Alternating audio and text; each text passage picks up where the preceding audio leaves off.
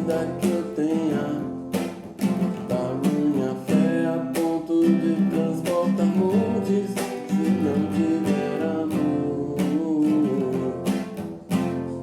eu nada serei.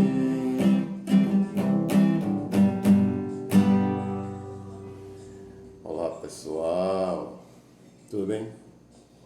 Estamos de volta aqui para dar continuidade àquela conversa que comecei alguns meses atrás, onde eu busquei compartilhar, busquei trazer para vocês um entendimento do que seria aquilo que detém o anticristo.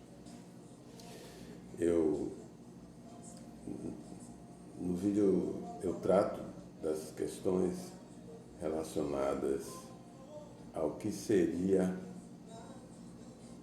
que detém o anticristo e por que essa coisa detém o anticristo.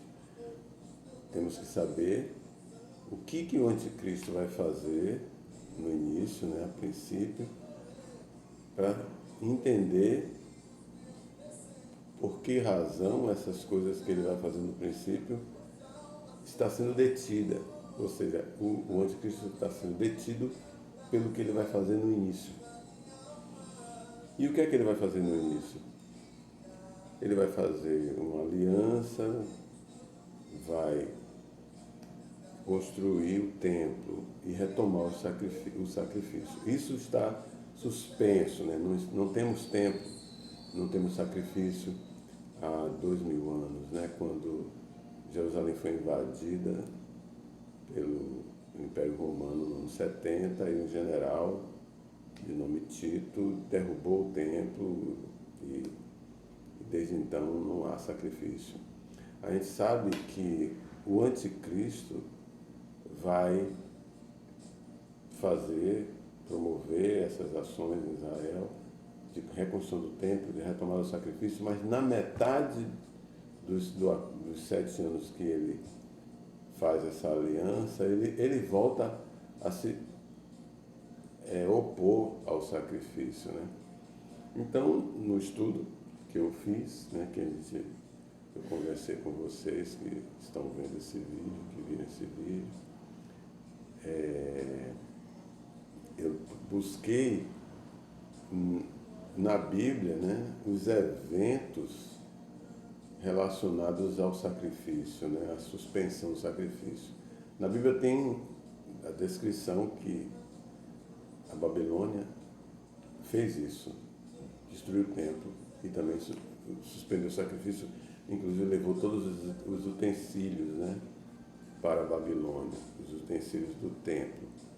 E depois da morte de Cristo, depois de Cristo ter subido aos céus, foi exaltado e tudo, houve no ano 70 um mesmo evento de invasão com a destruição do templo e suspensão do sacrifício de novo.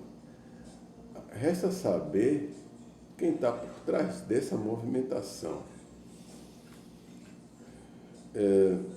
Eu usei uma estratégia de tentar identificar o que se opõe, quem se opõe ao sacrifício, que já está claro que existe algo que se opõe ao sacrifício.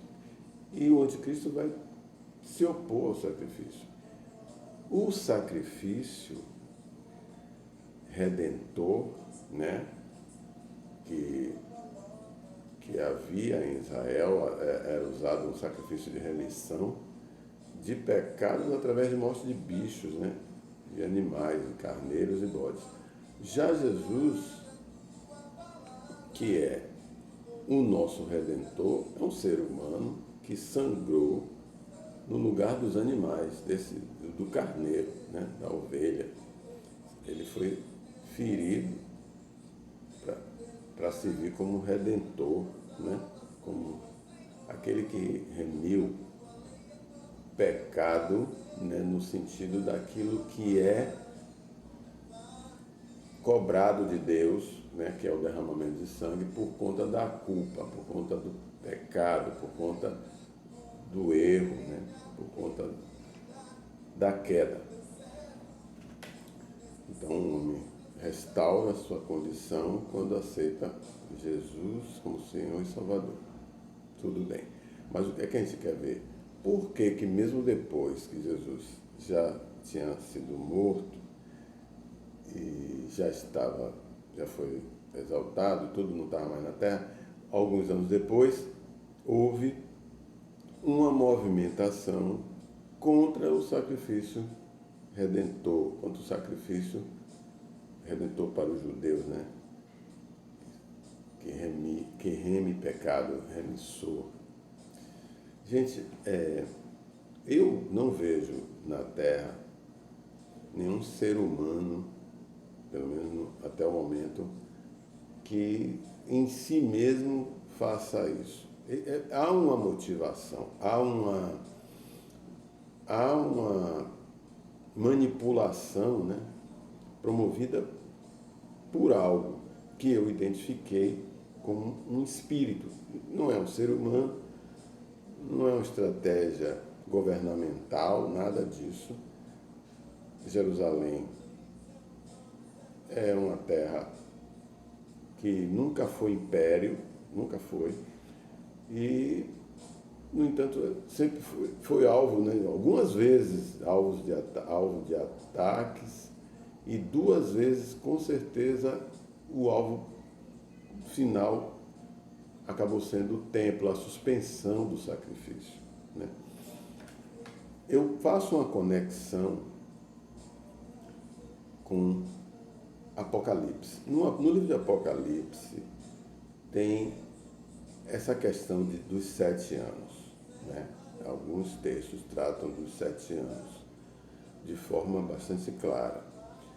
O texto de Apocalipse 11 claramente fala de 1260 dias de 2 testemunhas na terra, e fala que depois uma besta sobe do abismo na metade quando conclui esses 1260 dias, que é na verdade 3 anos e meio, a metade de 7 anos, uma besta sobe do abismo e passa a mata as testemunhas, né?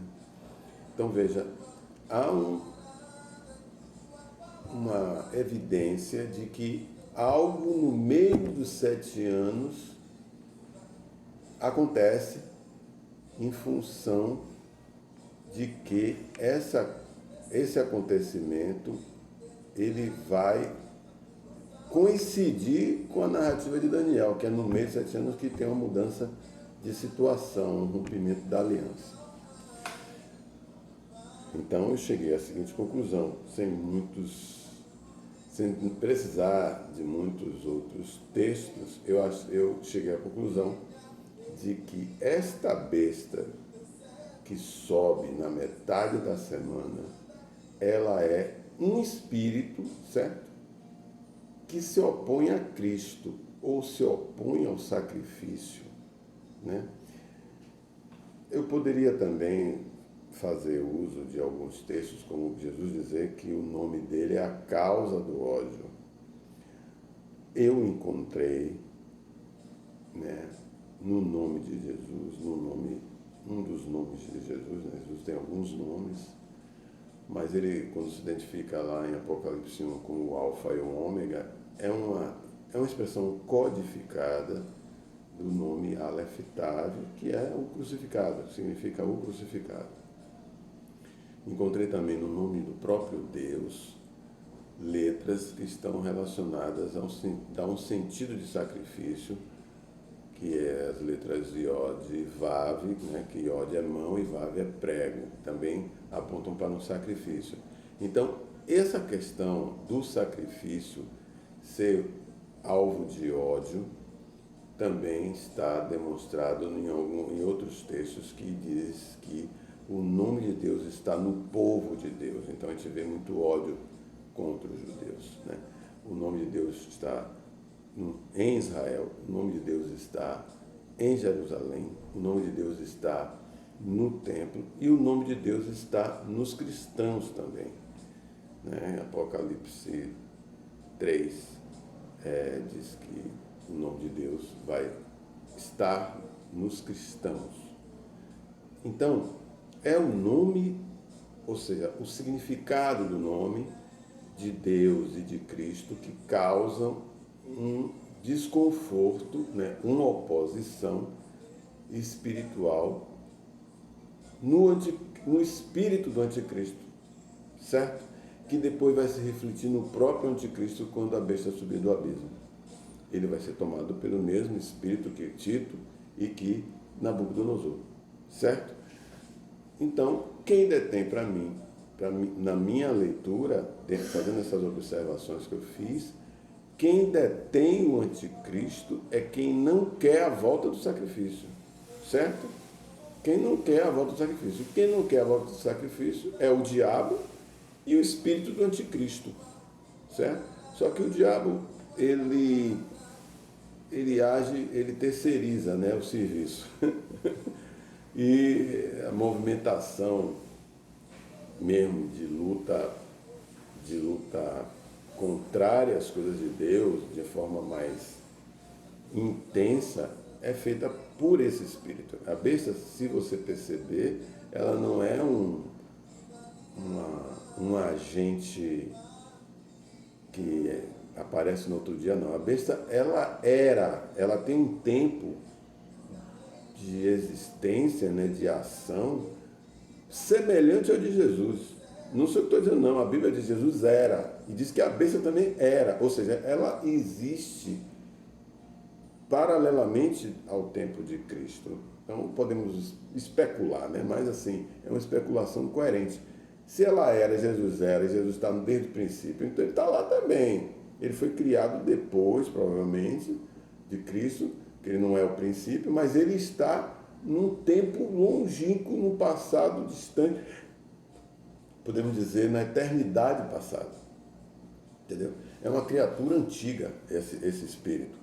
Entendeu? Ele não é uma coisa que vai acontecer no Apocalipse. É um agente maligno, inimigo de Deus. É preciso observar que quando Deus coloca inimizade entre os descendentes da mulher e os descendentes da serpente, os descendentes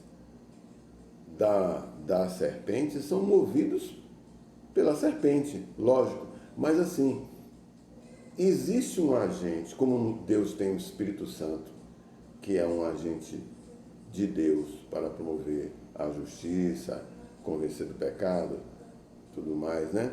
Convencer o homem do pecado, da justiça e do juízo. O espírito do anticristo faz o serviço contrário. Como sempre sabemos que há um debate, há uma luta, há uma guerra do diabo contra as coisas de Deus, contra o povo de Deus. Ele vai seguir nessa pegada. E o sacrifício é uma solução para a recuperação, para a reconciliação, né? De Deus com os homens, dos homens com Deus. E ele não gosta disso, ele está contra isso sempre, o tempo inteiro. Bom, para não ficar muito extenso, como eu já fiz um vídeo falando sobre esse assunto, eu quero aqui simplesmente dizer, algumas evidências da palavra apontam para a besta ou o espírito do anticristo sendo aquilo que detém o anticristo. Parece uma coisa contraditória, mas não é, porque o anticristo tem duas fases. O anticristo tem uma fase onde ele está buscando fazer acordo de alianças e tal, pacificando, né, opositores e tal, fazendo negócios, né, fazendo alguns negócios, acordos, né, para que possa isso, possa aquilo, E entre as coisas que ele vem trazer, que ele vai trazer, está a retomada do sacrifício. Tanto é que o texto diz que estava acontecendo, que no meio da semana ele manda parar. Então, essa coisa da volta do sacrifício provavelmente estava no bojo ali do acordo que ele fez com algumas nações que se opõem, né? Lógico, ele fez um acordo, uma aliança e depois teve o sacrifício, teve tempo de volta. É porque ele fez uma aliança com aqueles que se opõem a isso tudo. E ele só fez isso, só conseguiu fazer isso, porque a besta foi afastada, ela foi jogada no abismo, um pouco antes do início dos 7 anos, tá? Aí ele faz o acordo e reconstrói o templo e retoma o sacrifício. O tema sacrifício é o tema mais importante, no meu entendimento, das Escrituras. Porque o sacrifício, o derramamento do sangue, é um meio de redenção. Só que Jesus, como um santo que se deu para servir de redentor, né? De uma vez por todas ele fez essa redenção, não precisa mais sacrifício, tanto que Deus suspendeu, né? Permitiu que o templo fosse destruído depois da morte de Cristo, para ninguém não ficar insistindo com isso, eu acho, eu creio. Eu estou especulando, mas eu creio que foi isso. Porque são 2000 anos que Deus não permitiu, não está permitindo. Mas a palavra diz que isso vai voltar. Ele vai fazer um acordo e vai retomar o sacrifício. Nos últimos 7 anos. Depois a gente pode tentar estudar as causas dessa volta, porque Deus vai fazer isso. Mas no momento eu estou aqui só buscando responder a pergunta: quem detém o anticristo? A resposta: o espírito do anticristo, ou a besta. Certo? A besta. Lógico, eu não acredito que a besta seja um homem, né? Que a besta vai para o abismo, volta do abismo. Então a besta não é um homem, a besta é um espírito. Assim sendo, ele está em toda a movimentação anti-Cristo, anti-sacrifício. Certo?